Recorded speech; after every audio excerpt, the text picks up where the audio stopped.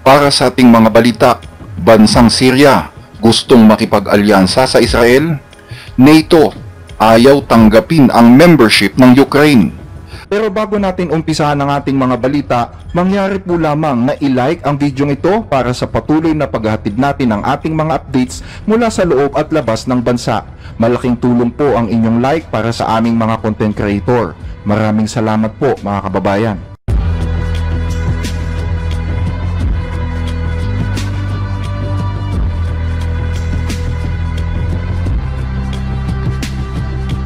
Kamakailan ay nagpadala ng mensahe ang Pangulo ng Syria na si Bashar al-Assad kay Israeli Prime Minister Benjamin Netanyahu kung saan humihingi ito ng tulong militar kaugnay ng pakikipagbaka ng rehimen laban sa mga rebelde na sumakop sa malaking bahagi ng northwestern Syria.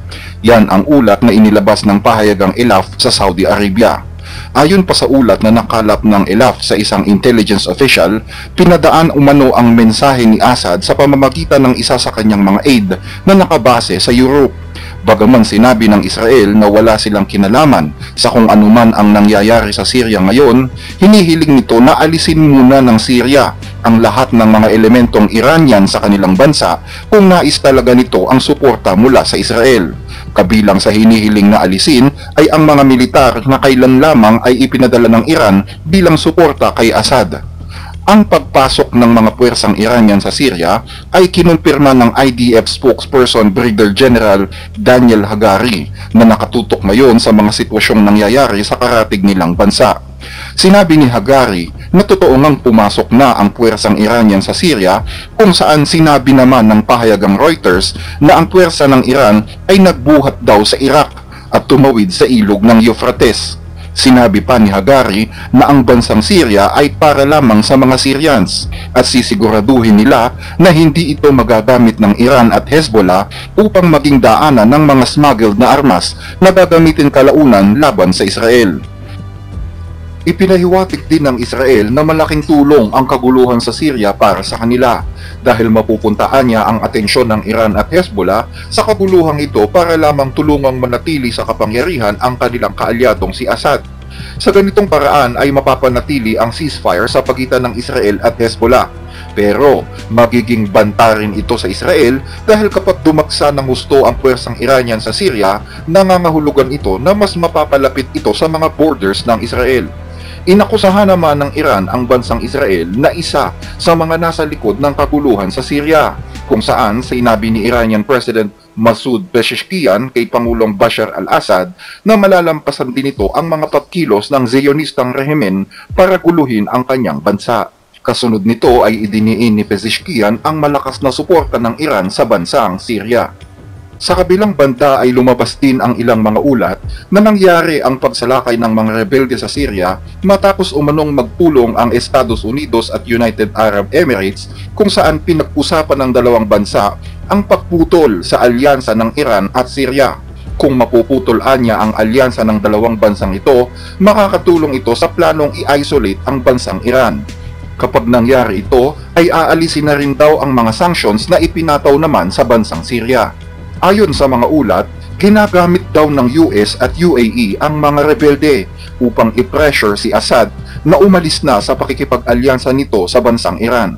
Pero naniniwala si Jason Brodsky, direktor ng grupong United Against Nuclear Iran, na imposibleng mailayo ng US at UAE ang Syria sa pakikipag-alyansa sa Iran dahil mahigpit na umaasa si Assad sa suporta nito, lalo pa niya ngayon na nalalagay sa panganib ang kanyang rehimen.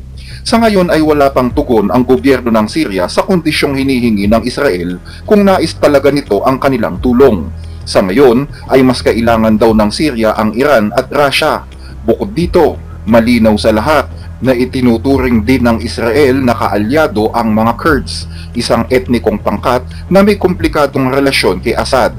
Ayon kay Israeli Foreign Minister Gideon Saar, itinuturing umano ng Israel na isang natural na kaalyado ang pangkat etnikong ito. Sa ibang balita, Ukraine ayaw tanggapin ng NATO.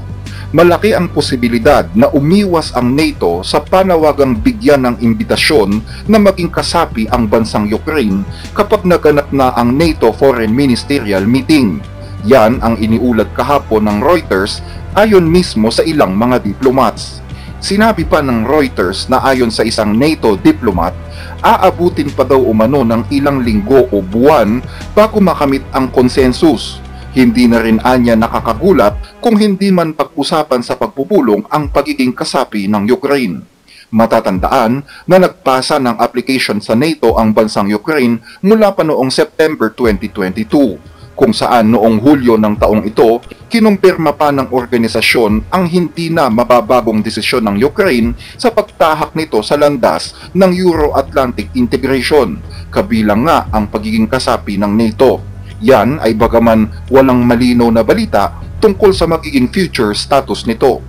Ang mga pahayag ng mga diplomat ay nagsimula nang hilingin ng Ukrainian Foreign Minister na si Andrei Sybiha noong November 29 na mag-issue na ng imbitasyon ang NATO para sa kanyang bansa sa gaganaping pagpupulong sa Brussels. Naniniwala siya na dapat na anyang ipadala sa Ukraine ang imbitasyon dahil sa tumitinding banta ng Russia mula nang ilunsad nito ang pinakamalakas na intermediate range ballistic missile na Oreshnik at ang patuloy na pagsuporta dito ng bansang North Korea.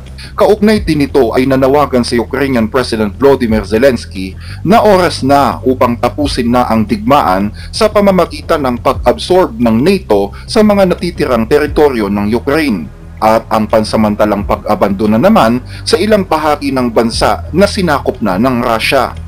At kung sakali na maging kasapi man ng NATO ang Ukraine, naiintindihan ni Zelensky kung hindi muna maipapatupad ang Article 5 ng NATO policy, kung saan magsasama-sama ang lahat ng mga miyembro upang depensahan ang isang argabyadong kasapi.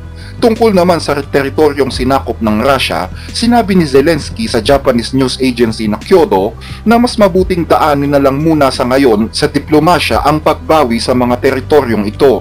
Yan ay dahil kulang pa ang kakayahan ng Ukraine para mabawi ito ng pwersahan. Sa kabila ng mga pakiusap ng Ukraine na sumali na sa alyansa, isang mataas na opisyal ng US ang nagsabi sa Reuters na ang pulong ng mga foreign ministry ng NATO ay tutuon sa pagpapalakas ng posisyon ng Ukraine sa susunod na taon at sa pakikipagnegosasyon sa bansang Russia.